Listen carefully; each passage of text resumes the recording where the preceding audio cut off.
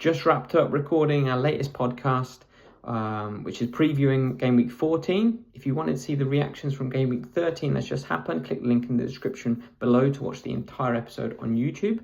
But just while we're discussing it, I was thinking about the Arsenal-Chelsea game, the London derby. What a game it was, by the way.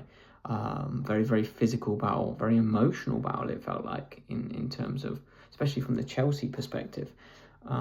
Very, I guess, difficult to process, because I thought Reece James was phenomenal in the middle of the park. Had a really, really good game. Took the game by the scruff of the neck.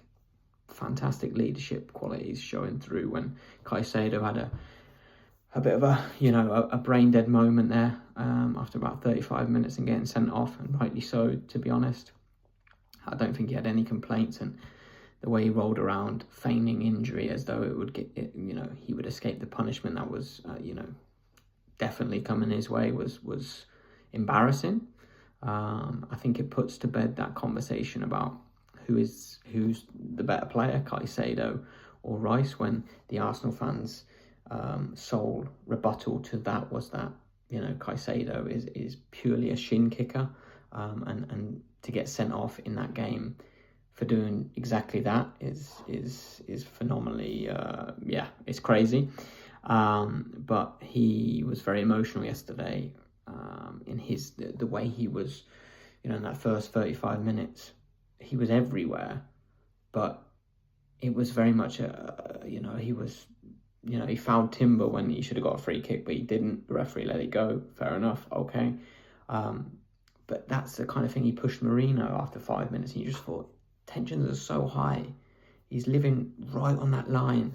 And he obviously mistimed his tackle, the crazy tackle, to be honest, in the middle of the pitch. Mistimes it, and like I say, a red card, rightly so. But for me, Arsenal were just very poor yesterday, very, very poor. Happy to take a point before the game, took the point, but just very disappointed with the performance, especially against 10 men for long periods of the game.